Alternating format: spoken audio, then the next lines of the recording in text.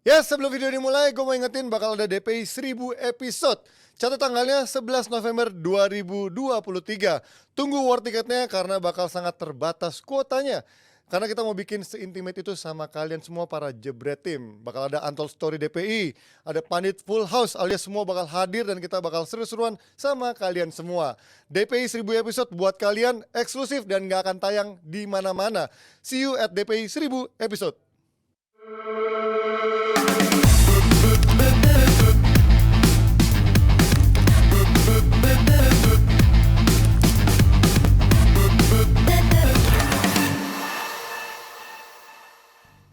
Selamat malam Jebret Tim, hari Jumat pasti masih pada terjebak macet ya. Mungkin pulang dari kantor menuju rumah, bete macet-macetan di jalan, tenang aja. DPI bisa banget loh sambil nemenin kalian ya menyambut kembalinya pertandingan klub kesayangan kalian di akhir pekan nanti.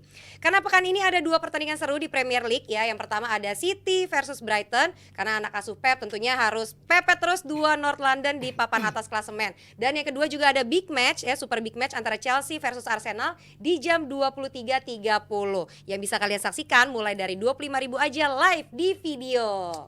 Udah big match, ditambahin super big match ya. Agak terlalu berlebihan, tapi jelas setelah 2 minggu jeda internasional, kita langsung disambut sama Derby London. Tapi ini dua tim yang sedang beda nasib ya, karena Arsenal sedang bersaing di papan atas, sedangkan Chelsea lagi berusaha bangkit dari papan tengah klasemen. Gak jauh beda sama tim merah yang satu itu tuh. Ya kamu, MU. Ya kita langsung masuk bahasan dari awal ya, karena kita ngomongin Derby London ini nggak akan ada habisnya nih, karena ini ada dua tim yang beda nasib. Mungkin sama-sama tim papan atas yang sudah sama-sama punya duit sangat kuat, pemain-pemain bintang, tapi kok 2 tahun terakhir nasibnya sangat berbeda. Nah, Mas Haryo dulu selalu percaya Pochettino punya prospek yang baik, sama lu juga masih punya percaya pemain-pemain Chelsea ini secara kualitas juga nggak jelek, tapi melihat sekarang menghadapi Arsenal, menghadapi ujian yang kita lihat ini adalah ujian menghadapi tim London yang juga sedang mencari jati diri, apakah dia pantas apa enggak berada sebagai title contender. Gimana melihat Chelsea-nya sekarang menghadapi Arsenal, Mas? Ya kan gua ngelihatnya kan yang semakin gue tegaskan adalah ketika Chelsea main di pramusim ya. Walaupun bicara pramusim, cuman kan ini Chelsea yang harus kita lihat, Chelsea yang beda banget dibanding musim kemarin. Chelsea yang kehilangan pilar-pilar mereka, pemain-pemain inti mereka, sementara pelatihnya juga baru. Makanya kan gue bilang nggak mudah memang pekerjaan dari Pochettino. Cuman ketika pramusim dia bisa meyakinkan gue dari sisi permainan. Maksudnya dia membawa Chelsea ini ke arah yang udah benar gitu dari sisi permainan ya. Chances bisa mereka create, permainan juga bisa mereka kontrol dengan enak, peluang-peluang bisa mereka ciptakan dengan begitu banyak, dan juga tidak terpaku pada satu kanal doang gitu. Misalnya dari tengah, tapi dari kiri dan dari kanan semua bisa mereka manfaatin. Terakhir ditambah dengan si Colwill. Ya walaupun dari sisi penampilan masih sulit untuk mencari kemenangan ya, terutama di awal ya. Mereka sempat habis menang lawan Luton dengan skor 3-0. Di situ gue semakin menegaskan dengan kembalinya Sterling. Ternyata Chelsea punya pemain yang selama ini mereka butuhkan untuk bisa membongkar pertahanan, tapi ternyata baru nongol di laga lawan Luton. Tapi habis itu mereka 3 laga berturut-turut tanpa kemenangan, bahkan 2 kali kalah. Masih inkonsisten dan juga mereka kehilangan banyak juga pemain kan. Di daftar cedera masih banyak. Cuman masuknya tadi gue bilang Colwill masuk, Caicedo juga udah main, itu memerdekakan Enzo yang tadinya kan terlalu mundur ke belakang ya. Ketika Caicedo belum masuk. Double kerjanya bebannya ya. Ya, ketika Caicedo masuk, dia bisa bareng sama Conor Gallagher untuk bisa membuka ruang, untuk bisa menjalankan visi dia lah sebagai seorang midfielder, tapi forward pasnya, progresif pasnya cukup bagus. Jadi semuanya menurut gua udah mulai nyetel nih. Nicholas Jackson sudah mencetak gol lagi, Colwill udah bisa langsung nyetel, Caicedo, Enzo di belakang sebetulnya di Sasi kalau nggak mengalami cedera, dan juga di kanan Malo Gusto juga nggak kena kartu merah. Sebetulnya cukup solid juga dari sisi permainan. Jadi gua ngelihat tim ini sudah membuat progres yang cukup baik. Cuman kalau tadi lo tanya melawan Arsenal, ya ini kan totally different animal ya, bisa dibilang seperti itu. Arsenal jauh lebih digdaya sekarang, walaupun sebelumnya Chelsea head to headnya tuh jauh mengungguli Arsenal, tapi dalam beberapa musim terakhir justru berbalik, Arsenal yang bisa lebih mudah mengalahkan Chelsea. Jadi gue lihat di sini masih menjadi PR bagi Chelsea, tapi bukannya mereka nggak punya peluang untuk menang. Ya. Tapi kalau kita ngomongin bagaimana Chelsea sekarang kan memang susah ya menilai dia sejauh mana dia progresnya, karena banyak pemain yang nggak pernah bisa benar-benar full tim semua. Iya. Hampir 10 pemain suka cedera, ganti-gantian, itu terus berlangsung. Menurut lo buat Pochettino ideal nggak sih dia untuk bisa menentukan skema terbaiknya ketika pemainnya bergonta-ganti absen, cedera gitu deh? Ini kita pernah bahas juga Ji soal PR-nya Pochettino ini nggak jauh sama Ten Hag, yaitu availability. Iya. Bahwa lu punya kapabilitas yang bagus menjadi seorang pelatih, yes Pochettino bagus pelatihnya, cuman dan gue juga nggak mau terlalu stay terlalu lama di seperti Mas Haryo di preseason nih, karena udah berapa pekan, udah 9 pekan juga, dan pemain di preseason juga udah lumayan beda sama di season berjalan. Artinya bahwa permainan selama preseason ini udah totally different cake juga dengan di musim berjalan. Dan secara permainan ya kita lihat bahwa Enzo emang posisinya sebagai nomor 6, tapi kalaupun di lapangan dari zaman awal musim juga Gallagher yang mundur ke belakang, akhirnya Enzo yang ke depan. Emang itu tujuan utama dari Pochettino adalah memberikan peluang ke depan untuk Enzo, karena dia punya yang tadi Mas Haryo bilang, passing rate juga cukup bagus, visinya juga cukup bagus. Dan sekarang adanya Caicedo yang hari Rabu kemarin dibilang sama Rizal bahwa dia udah bermain dengan kapasitasnya, buat gue ya sangat amat belum lah. Dia dibeli 100 juta lebih ya, bukan dengan bermain semediocre itu, masih jauh dari kata cukup gitu. Dan Chelsea pun ya orang bilang waktu menghadapi Luton pasti bakal benchmarknya menghadapi Luton, karena saat menghadapi Luton skornya gede, padahal kalau kita lihat pertandingannya biasa aja, termasuk menghadapi Burnley kemarin skornya gede 4-1, padahal kalau lihat pertandingannya biasa banget gitu. Dia kebobolan dulu, menyamakan lewat gol bunuh diri, abis itu Burnley yang kehilangan napas, sementara Chelsea yang di benchnya pun lumayan bagus, ada nama-nama yang baru masuk dari bench terus bisa bikin gol, ya artinya bisa biasa aja gitu, karena emang kualitasnya segitu jauh. Cuman kalau apa dibilang ini Chelsea sudah bangkit, Chelsea yang sebenarnya udah hadir, ya buat gue belum, ya masih panjang. Tapi apakah gue pede dengan Chelsea? Ya gue sangat pede dengan Chelsea dengan proyeknya Pochettino ini. Sama seperti Mas Heru juga, bahwa kualitas Chelsea dengan materi pemainnya sebenarnya cukup bagus. Tapi kan ada yang kena kartu merah juga, ada yang karena cedera juga. Reece James kemarin katanya udah masuk lagi ke ruang ganti, ke tempat latihan, tapi ada setback. Iya, seperti Disasi juga. Terus Nathan Chalobah juga. Artinya banyak pemain-pemain yang udah masuk ke training ground lagi, cuman setback lagi, jadi harus perpanjang ruang di visio. Artinya bahwa tim ini belum sehat secara komplit, Ji. Jadi ya tapi ya ini Premier League gitu. Ini kejam. Pelatih dituntut untuk setiap pekannya memberikan yang terbaik apapun kondisi ruang gantinya, dan buat gua menghadapi Arsenal di Stamford Bridge kondisi saat ini berat bagi Chelsea. Dan tadi gue dengerin podcastnya bersama Frank Leboeuf, bisa seri aja udah bagus buat Chelsea di menghadapi Arsenal ini. Ya karena kan terakhir dari 9 pertemuan 6 Arsenal menang. Dan bahkan 2 kali di Stamford Bridge terakhir juga Iya, kalah juga kan. itu Terakhir ya. dia menang itu juga tahun 2021, tapi itu di Emirates ya? Di Arsenal. Ya kan artinya bukan di Stamford Bridge, kan berarti secara itu aja ketika bukan lagi dalam squad yang lagi hancur-hancuran sekarang, itu aja kalah. Apalagi sekarang ya memang secara permainan belum jadi. Pemain-pemainnya banyak yang absen, konsistensi, dan bahkan strikernya sekarang menurut gue banyak yang diragukan kan. Jackson pun setahu gue 50-50. Ya, secara kayaknya main kebugaran. sih. Amanda Jackson, Broha juga katanya belum bugar. Paling yang pasti ada Sterling, Mudryk. Ya tapi strikernya utama ini Jackson mungkin main dipaksakan gitu. Cuman kalau nggak ada, apa opsinya?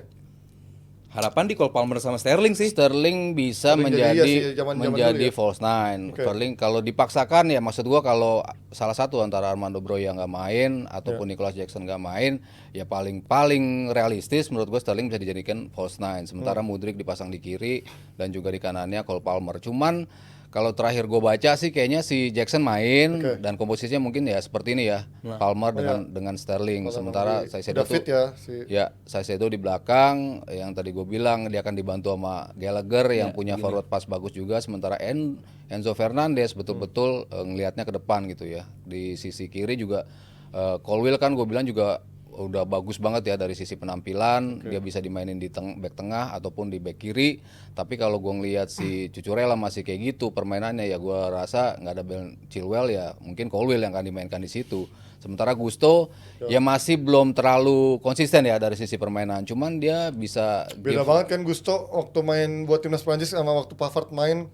Kelasnya tuh beda gitu. Gusto tuh belum sampai ke level sana gitu menurut gua. Iya, kalau bicara timnas ya memang susah ya untuk bisa nembus itu. Bahkan dia pasti cadangan sih. Iya, bahkan Saliba juga nggak main di timnas kan, maksudnya di bawah lagi. Di level kayak gitu kan lo susah kalau apalagi kita bicara Prancis gitu. Cuman berapa kali pertandingan kalau tadi Aldi bilang benchmarknya nggak bisa dipakai untuk laga-laga lawan Luton sama kemarin mereka menang 4-1. Cuman kan progresnya bahwa mereka tuh bisa akhirnya bisa mencetak gol dengan jumlah yang cukup banyak. Lalu mereka kebobolan tapi bisa ngebalikin akhirnya bisa menang. Sementara yang kemarin-kemarin mereka kebobolan kalah 1-0 2 kali. Itu kan suatu bukti bahwa progres ini ada gitu di Pochettino ya, walaupun lagi-lagi kalau kita berikan kredit pada Ten Hag bahwa pemainnya ini belum lengkap nih, kan Chelsea juga begitu, tapi kok kenapa nggak pernah dikasih kredit gitu untuk timnya ini belum cukup lengkap loh. Tapi dengan komposisi seperti ini pun menurut gua ya mereka punya kemampuan untuk menyulitkan Arsenal. Chelsea juga punya banyak PR, tapi bukan berarti Arsenal nggak ada PR-nya. Bukayo Saka masih berhitung secara kebugaran, apakah benar sudah sebugar itu untuk dipaksakan di laga big match seperti ini? Dan juga siapa striker nanti yang diturunkan menghadapi Chelsea menurut lo? Menurut gue udah kembali trio Saka, Martinelli dan juga Jesus. Oke. Jadi udah siap menghadapi. Mungkin Nketiah nggak akan main. Harapan gue, cuman nggak tahu kalau. Arteta ajaib ya. Iya, cuman Trossard yang cedera kan? ya terus cedera. Iya, Jadi lini depan Arsenal ya udah siap. Kalaupun pakai Nketiah lagi karena Nketiah punya pengalaman yang cukup indah di Stamford Bridge, menyulitkan Chelsea. Dan ya buat gua ini bakal jadi line up yang bakal dipakai nanti menghadapi Chelsea. Gue berharap di Martinelli karena Gusto kan emang dia advance mainnya tinggi banget kan. Nah, sementara Colwill dia lebih disiplin. Yes, dia maju ke atas, cuman dia benar-benar nge-cover area belakangnya itu rapi banget, bagus banget Colwill. Dia udah jelasin sama Mas Hario baik di timnas Inggris juga main baik di Chelsea. Colwill ini bagus banget. Jadi Arsenal mungkin bisa sedikit mencuri lewat si Gusto yang sedikit lebih advance main ke depan, dan bagaimana dia memetakan ruang yang ditinggalkan dan bagaimana Disasi mungkin nanti yang bakal menggantikan atau siapapun itu, semoga bisa di-cover sama Martinelli dan juga Jesus untuk bisa menjadi mengvalidasi space yang ditinggalkan oleh Gusto di kanan. Selebihnya ya ini tim yang nggak jauh beda dibandingkan menghadapi City kemarin. Pertanyaan selalu di Havertz ya. Siapa yang jadi orang ketiganya kan? Iya. Havertz. Dan buat gua kalau gua pengen Havertz nggak main jadi starter tapi Partey di situ. Partey lah paling Partey bagus Rice. sebenarnya kalau main anak, karena Partey ini akan menjadi duel di tengah juga. Atau kayak lawan City Jorginho dimainin kan. Ya itu karena Parteynya lagi cedera. Tapi itu kan main kan akhirnya. Akhirnya main juga nggak sama seperti Saka juga, dia nggak fit. Cuman international break kemarin cukup ya buat Arsenal, buat Saka juga untuk memulihkan fitnessnya. Jadi gue sih kalau begini pun nggak ada masalah. Cuman kalau gue pengen pribadi karena Chelsea ya walaupun belum sempurna tapi lini tengah juga lumayan bagus. Ya ada Enzo, dia ada Gallagher, dia ada Caicedo, itu pasti udah bakal jadi adu di lini tengah. Dan kalaupun ada Havertz pasti main ke depan. Nah kalaupun ada si siapa namanya Partey dan juga Rice, mungkin bisa lebih beradu fisiknya bisa lebih enak Arsenal. Yang menarik kan kalau ini tadi di Chelsea ada Gusto yang mungkin bisa diekspos sama Martinelli. Di Arsenal ada Zinchenko yang bisa juga diekspos sama seorang Sterling yang juga menurut gua lagi back on performanya. Gue pikir nih kayak Sterling yang zaman dia masih agak muda. Kecepatannya gue kaget jadi cepet banget nih orang, dan juga mulai lebih agresif untuk cut inside. Apakah ini akan menjadi PR buat Arsenal ketika Zinchenko sering jelek dari sisi defensifnya, Mas? Iya, PR selalu ya kalau kita lihat Sterling ya, walaupun orang bilang ini kan nggak pernah bagus banget, tapi ya segitu aja. Tapi kalau gue lihat sih di Chelsea paling kelihatan sih dia sih. Iya, paling kelihatan memberikan impact yang cukup. Kalau dia nggak ngegolin pun dia ngasih assist. Buka ruang lah, gila, cutback, umpan mendatarnya tinggal di serobot sama strikernya. Jadi itu juga menjadi PR juga bagi Arsenal. Dia kan juga nggak bisa terpaku di satu sisi doang. Sterling bisa main di kanan, bisa main di kiri, dia bisa masuk dari manapun. Pemain yang paling layak dijaga sih emang itu. Dan kalau gue melihat posisi Zinchenko, kemampuan Thiago Silva dari belakang, Enzo, Caicedo, umpan bola-bola di belakang wingback, itu kan yang menjadi salah satu senjata ya ketika Zinchenko terlalu naik ke atas untuk bantu lini tengah. Tugasnya Rice tuh ntar buat ke cover juga biasanya. Atau misalkan Partey kalau ditempatin di sisinya Havertz. Kalau emang Havertz sih menurut gua akan PR tuh. Rice akan kerja keras tuh kalau misalkan yang di sana adalah seorang Havertz bukan seorang Partey kan. Oke, prediksi aja langsung Arsenal. Chelsea Mas Aryo pasti. Di kandang Chelsea. Gua 1-2 Arsenal. Widih. Lagi bener terus loh Panji. Jangan, semoga salah. Lagi bener terus loh. Jadi bisa dikejar. Semoga gue salah. Kayaknya Arsenal, enggak ya. Kayaknya imbang sih kalau gue.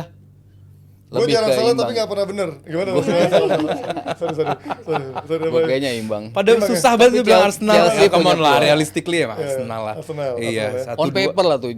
On paper ya, cuman secara kondisi ya gini. Dua minggu lalu Arsenal tanpa disangka bisa sepergitu kejamnya lawan Iya, City gitu. iya. On begitu paper kan rapihnya. City yang menang. On paper Iya, City. makanya. Nah, cuman kalau menghadapi Chelsea ya, mau on paper mau off paper ya Arsenal lah. Gua bingung si Chelsea bisa membunuh Arsenal di sisi apanya Mas gitu loh. Karena dari segala sisinya Arsenal menghadapi Chelsea ya masih terlalu dikdaya gitu. Yes, Chelsea bisa mengejutkan, yes Chelsea bisa punya daya kejut lewat serangan balik, lewat Sterling juga cukup bagus, cuman Arsenal masih terlalu rapi.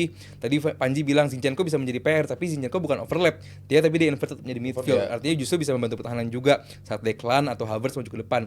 Beda tipe sama Gusto. Cuman buat gua kalau di game kali ini bukan lagi ngeledek Chelsea ya, cuman ya 1-3 atau 1-2 untuk Arsenal. Nah, kalau misalkan kalahnya nggak tipis, Pochettino buat Chelsea terancam nggak? Karena kan big match yang akan menjadi review juga. Ketika kalahnya lebih dari 2 gol akan menjadi under review dari pemiliknya. Ternyata Pochettino nggak sebagus itu ya. Kan gue ngeliat Masih dia terlalu jauh ya. selalu dia ini sebagai pelatih long term menurut gue ya, dengan Motor pemain. juga dulu begitu Mas dari Buri. Enggak lah, dengan something yang lo beli, pemain-pemain yang lo beli, Investasi. dengan yang lo offload di kontrak 8 tahunan pemain-pemainnya, itu gue ngeliat ini sebagai pelatih long term. Oke, itu dia jawabannya. Kalau menurut kalian Jebret Tim, prediksinya akankah Arsenal atau Chelsea yang bermain di kandang ini akan menjadi momentum buat mereka untuk menjatuhkan psikologis Arsenal sebagai calon title contender.